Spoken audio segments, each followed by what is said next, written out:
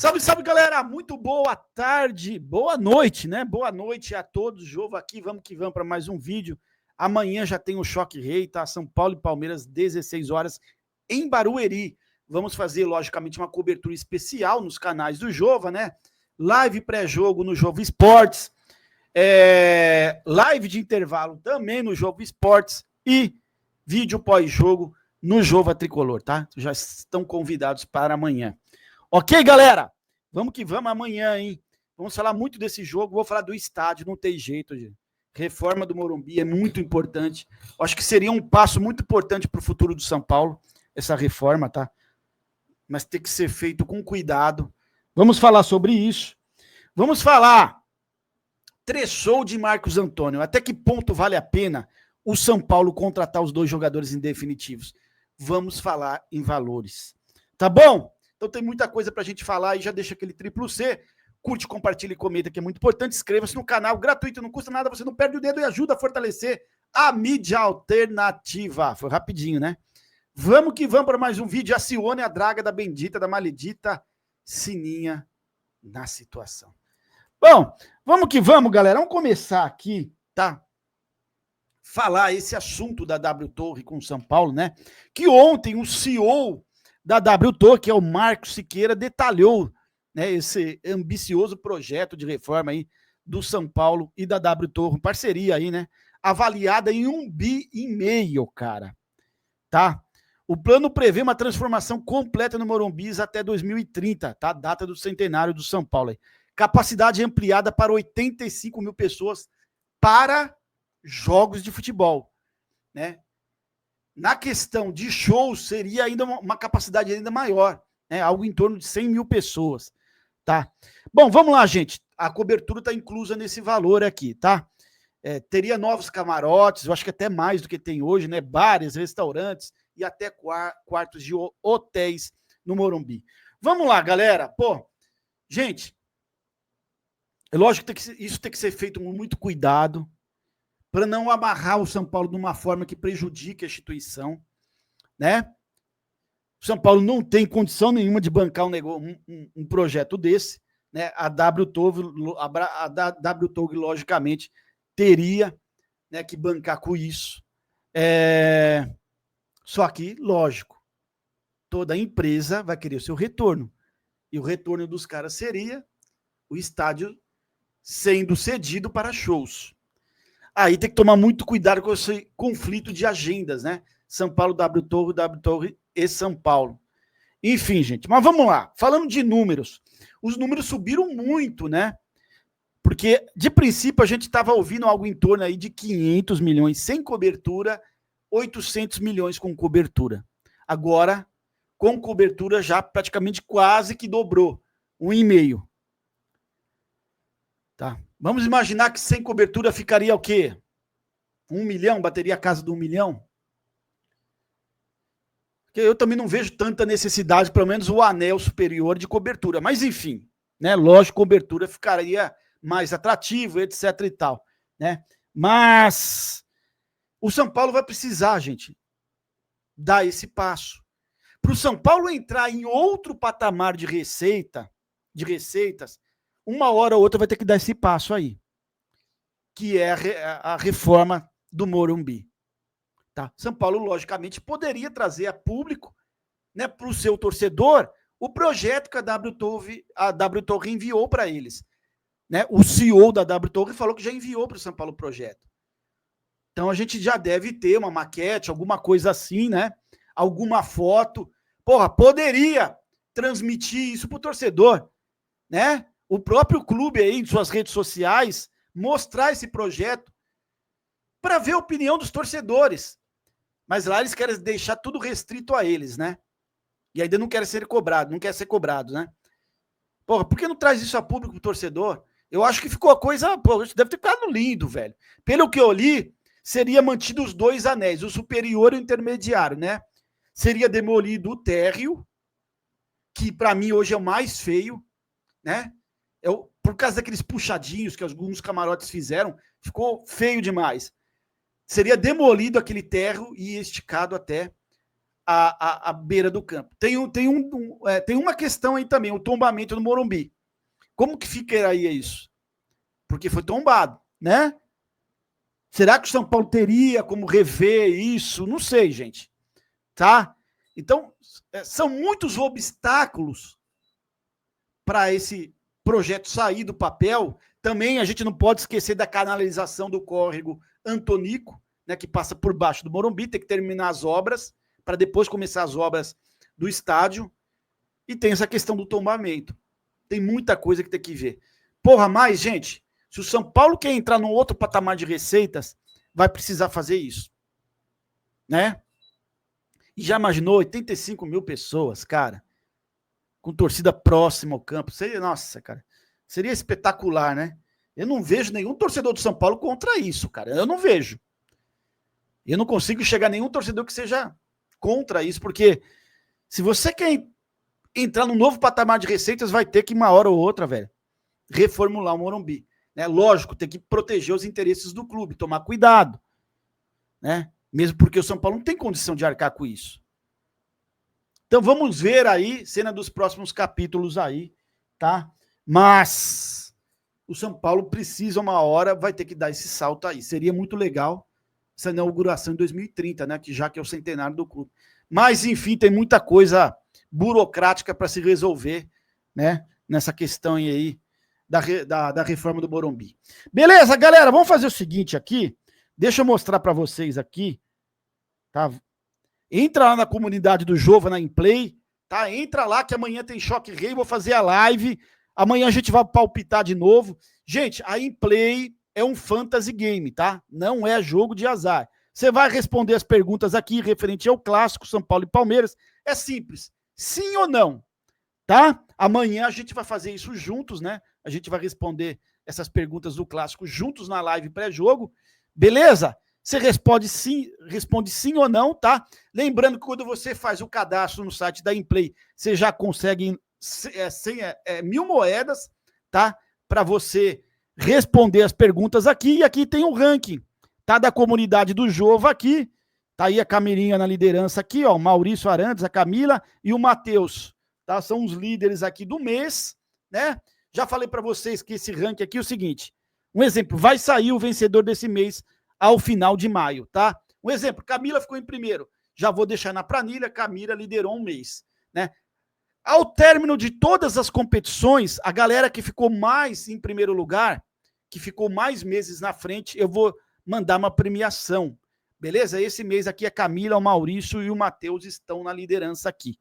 Beleza? Tá aí o ranking da comunidade do Jova. Eu esqueci, gente, de fazer responder minhas perguntas, tá? Então eu fiquei para trás esse mês aqui. Tá aí, ó, comunidade do Jova, faz o cadastro na Inplay, galera, gratuito, você não gasta um tostão, tá? Você recebe as moedas da Inplay, tá? E todo dia, vamos um exemplo, você vai entrando, todo dia você vai entrando no site da Inplay, você vai resgatando mais moedas. Quanto mais você entra no site, mais moedas você resgata. Beleza? Para, logicamente, ir respondendo as perguntas e subindo no ranking da comunidade do Jova aqui. Beleza? Tá aí o QR Code também da Inplay, tá? Só apontar a câmera do seu celular, fazer o seu cadastro. Melhor de tudo, é gratuito, galera. Tá aí, Inplay. Amanhã a gente responde as perguntas juntos no ar. Fechou, galera? Vamos que vamos aí. Continuando o vídeo aqui, amanhã tem Choque Rei, São Paulo e Palmeiras. Palmeiras e São Paulo em Barueri, tá? Já saiu a notícia hoje que é o seguinte, galera. Lucas não foi relacionado para o jogo de amanhã. Tá, o Lucas não foi relacionado. Eu entendo o caso de alguns jogadores, de 3 jogadores eu entendo. Tá, vamos lá. Lucas, Oscar e Maia, que estão voltando de contusão. Esses 3 eu até entendo ficarem de fora amanhã.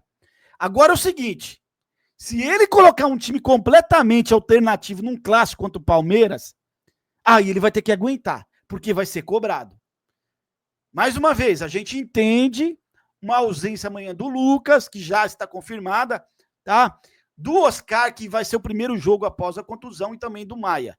Esses 3 a gente entende. Agora, se poupar mais jogadores contra o Palmeiras e perder, ele vai escutar demais. Ele vai ter que escutar. E ele, eu tô falando calça apertada, né? Que ele define. Porque não tem lógica poupar jogadores em clássico. E vamos lá, o São Paulo vai jogar no meio de semana na Libertadores contra o Libertad.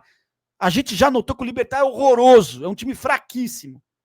É fraquíssimo, inclusive empatou com o Tajeres, né? O São Paulo já abriu uma excelente vantagem na chave aí. Então, o jogo difícil do São Paulo é amanhã contra o Palmeiras. Não é com o Libertad na Libertadores. Então, com exceção desses três, Lucas, Oscar e Maia, o resto tem que ser titular. Tem que ser o melhor possível para o São Paulo tentar a vitória no clássico ou, no mínimo, empatar.